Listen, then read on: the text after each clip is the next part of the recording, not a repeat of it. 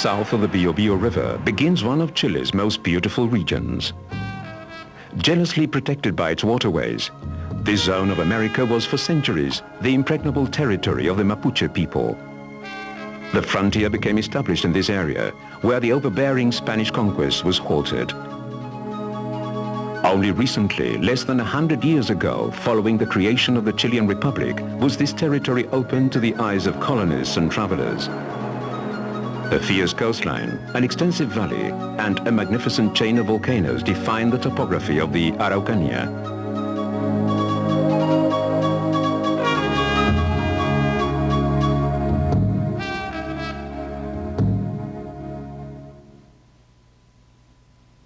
Chile's ninth, or Araucania region, lies in the southern portion of South America, between the Pacific Ocean and the crest of the Andes.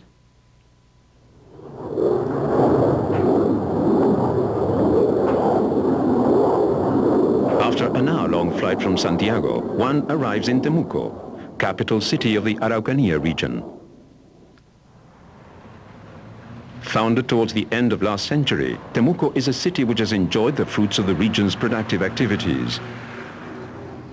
Along with timber and agriculture, which were very important in the past, a wide range of services are now offered, and tourist activities are emerging, sustained by countless cultural, natural, and recreational attractions.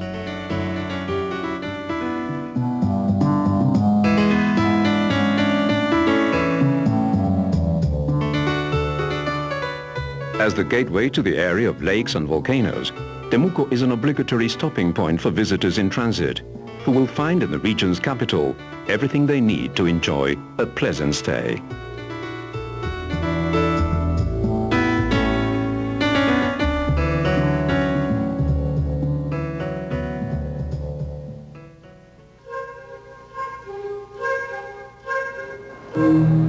The region's most important social characteristic is the presence of the Mapuche culture, whose people are settled mostly in the valley and in the coastal range.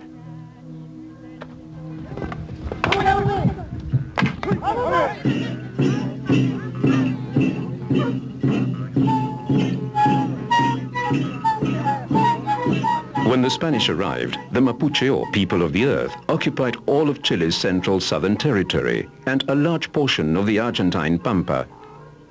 Their rich material culture, which originally was practical in nature, today is oriented mainly towards handicraft markets. The worldview, spirituality, and life of this important ethnic group are faithfully represented in their most important crafts: ceramics, weaving, and silverwork.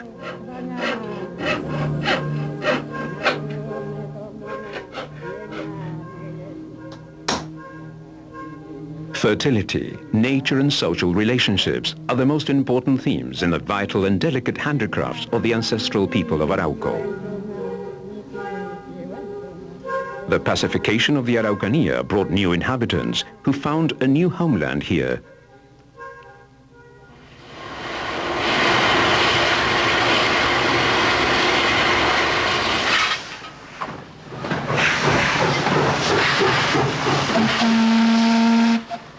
Along with the frontier railroad, and parallel to the feverish work of colonization, America's greatest poet, the Nobel Prize-winning Pablo Neruda, grew up in this region.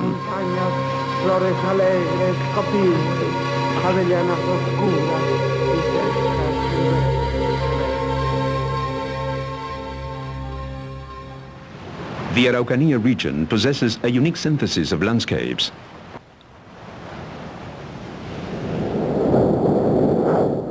In the Andean area, 6 volcanoes have been structuring a landscape in permanent movement. In these natural scenes, one can experience the moon-like lava flows. See the prints left on the landscape by these volcanoes, and the interesting processes of plant succession. The tree which symbolizes the region, the millennial Araucaria araucana, grows here and is found in both the Andean and coastal mountain ranges. The Araucaria, a conifer reaching up to 40 meters in height, can easily exceed 1,000 years in age and achieves ages of up to 2,000 years.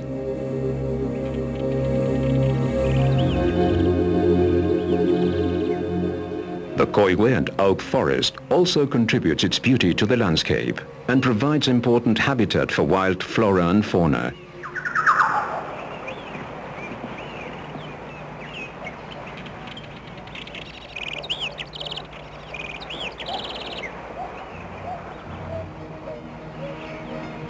Notable animal species in these temperate forests include the black woodpecker, pudu, fox, puma, and condor.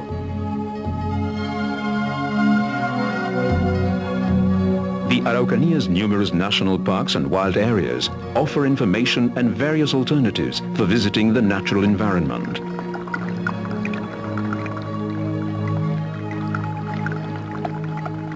Environmental education, camping and trekking are a few of the options for enjoying these untouched landscapes.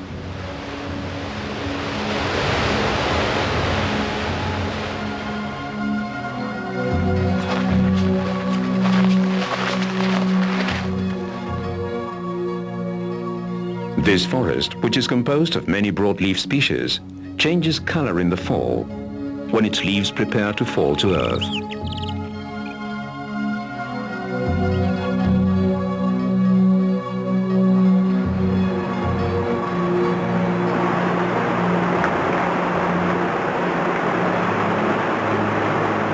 The winter and its snowstorms give no rest to the region's marvelous landscape, which little by little begin to be cloaked in white.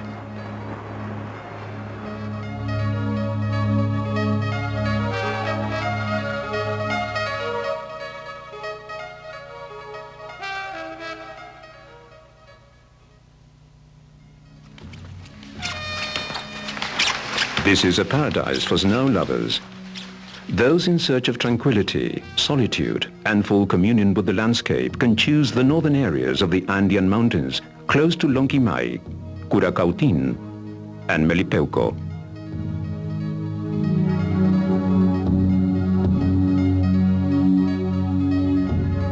Coquillo National Park, with its hidden nooks and crannies, is an ideal site to tour on snowshoes or cross-country skis through lakes and araucarias.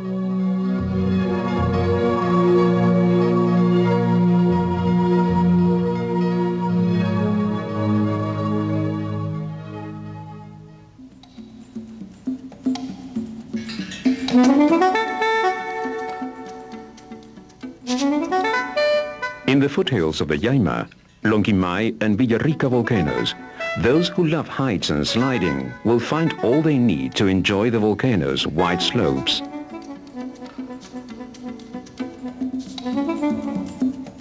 The Villarrica volcano has excellent facilities and equipment, chairlifts and button lifts, as well as wide slopes for beginner, intermediate and expert levels.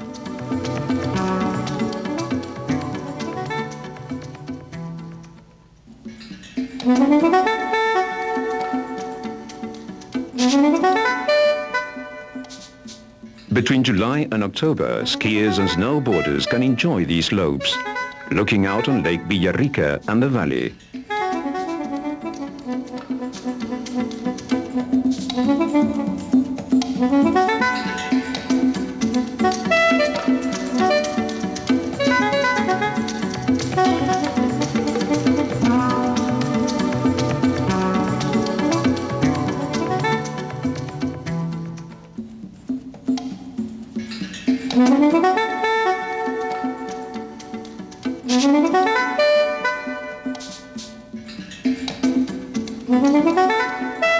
A lodge with restaurant and rental equipment services complements this generous scene of snow and volcanoes.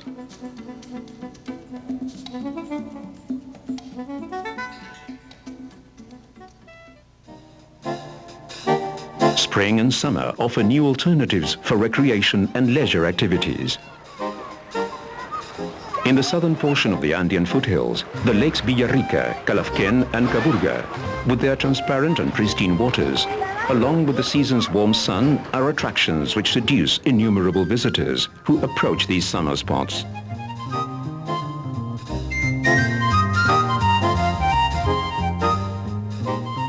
Hundreds of meters of beach, as well as hotels, restaurants, hostels, cabins and camping areas, offer diverse options according to taste, price and comfort.